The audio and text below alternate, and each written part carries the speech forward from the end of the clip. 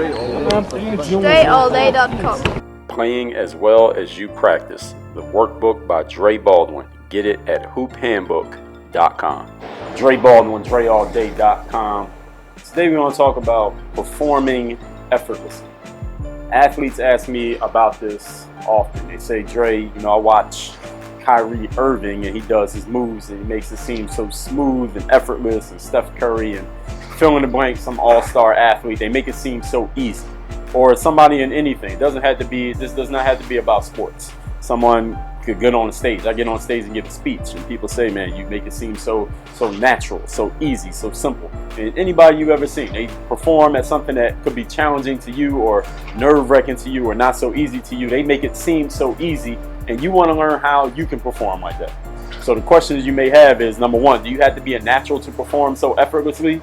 No, you do not have to be a natural to perform effortlessly. Do you have to have a super amount of talent that was just bestowed upon you at birth to perform effortlessly?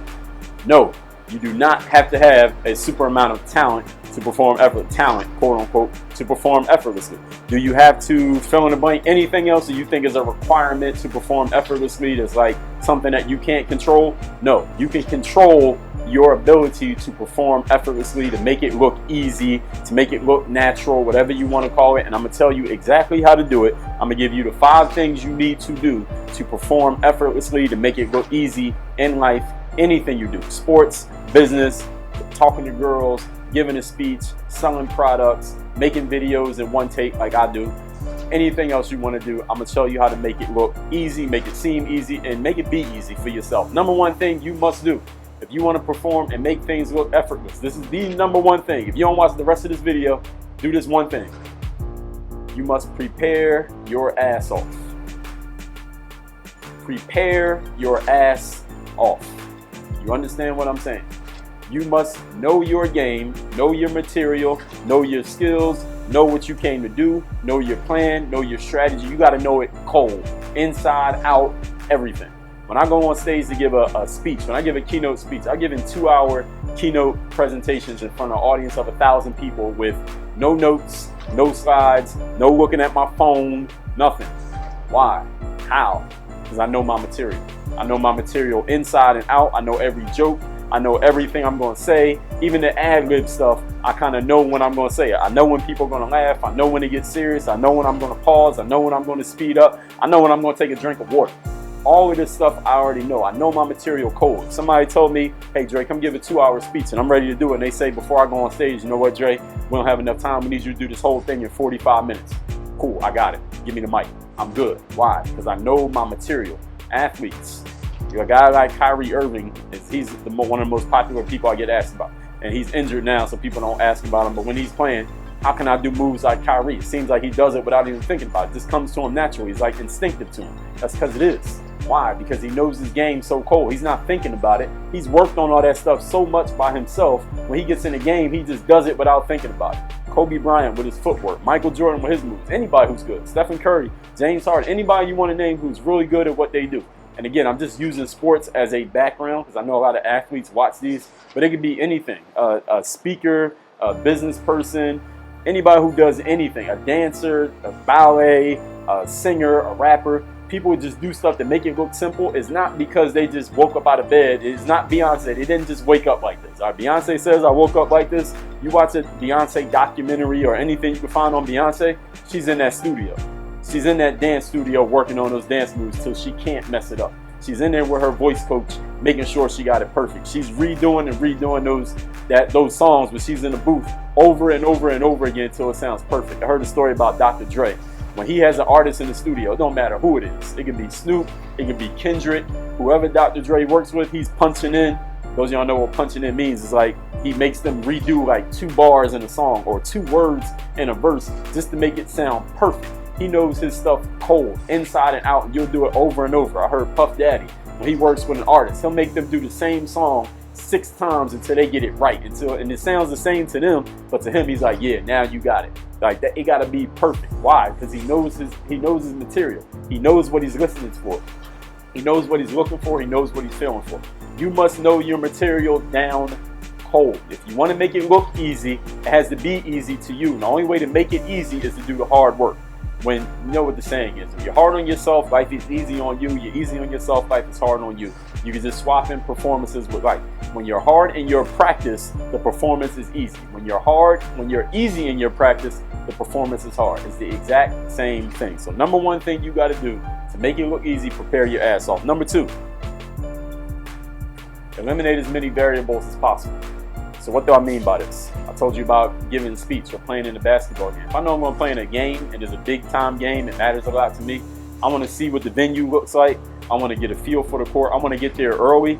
Maybe I'll go there the week before the game so I can see what the court looks like, what the gym is like, kind of get a feel for the space, where the fans going to be at, where the announcer be at, where the scoreboard is. I want to get a feel for wherever I'm going to be at. When I'm giving a keynote speech, those of you who follow me on Snapchat or Instagram story, y'all see I get there the day before and I go in the room when it's empty, the day before I give a speech, so I can get a feel for the room. Like, all right, the camera's gonna be right there, the people gonna be over here. Look, I'm gonna come in the stage from this side right here. When I'm talking, I'm gonna walk in the aisle right there. Like, what kind of mic I got? I gotta hold the mic. They're gonna clip the mic on me. All these things I want to know before time. Why? Because I'm eliminating variables. I don't want to get in the room and the room is new to me. So now I'm kind of feeling the room. Unconsciously, I'm feeling the room out. At the same time, I got to give this presentation. That's another variable. It's another thing for my unconscious mind to think about. I want to eliminate that.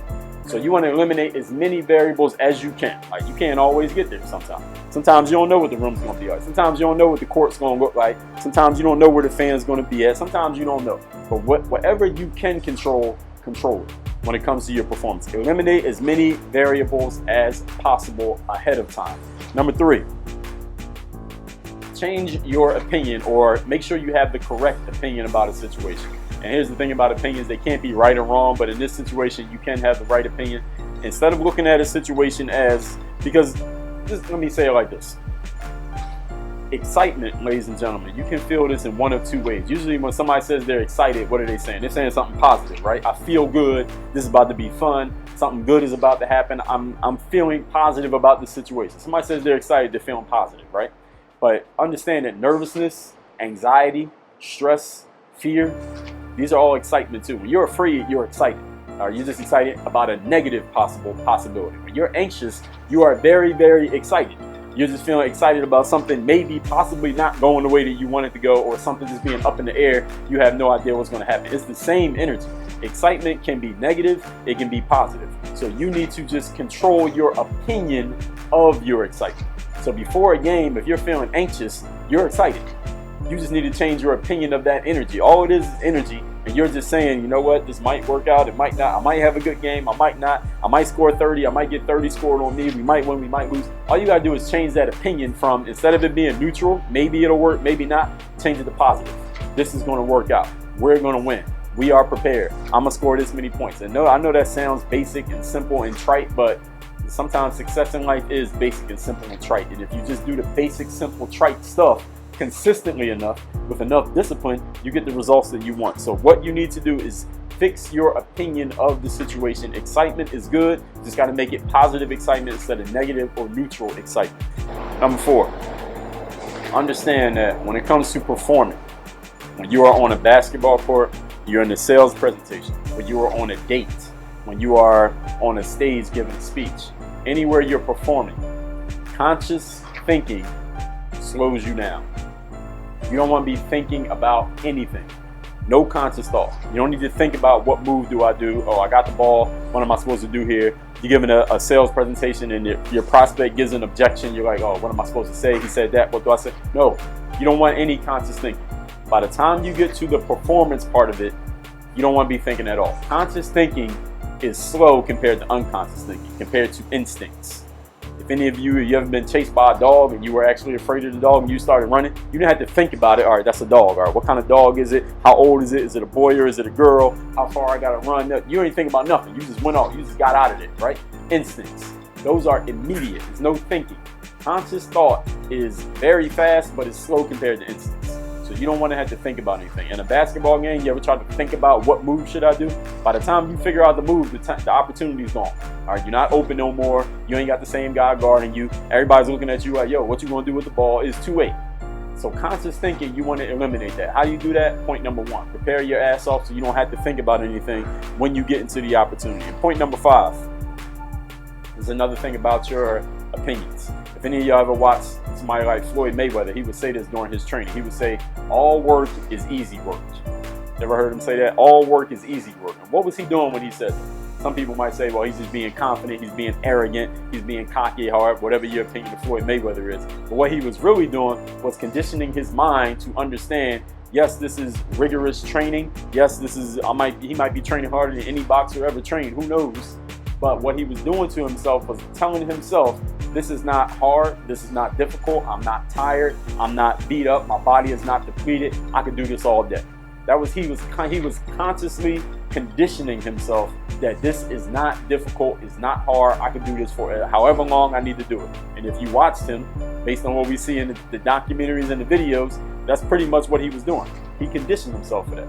You got to condition yourself that this is going to be easy. This performance is not, I don't need to be stressed out. Nobody's come here to judge me. I'm not going to have a bad game. Nobody can outplay me. I'm going to be the best player on the court. This is conditioning, people.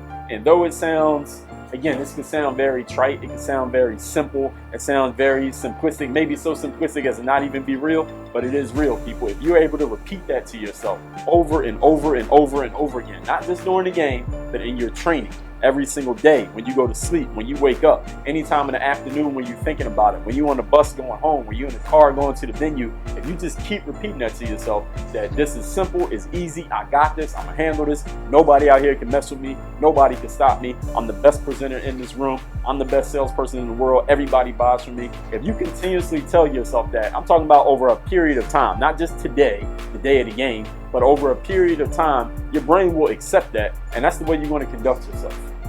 And you can believe it or not believe it, just try it. I guarantee you it'll work. I wrote a book called the Mental Workbook, which covers exactly how to do this. You can get a link to that down there in the description. I've written 14 books if you didn't know. These are the things that you need to do. If you want to perform effortlessly, make it look easy, make it seem easy, make it feel easy, and win easy. Follow these steps. My name is Dre all day if you didn't know. Some people know me as Dre Baldwin. I got you covered. Work on your game.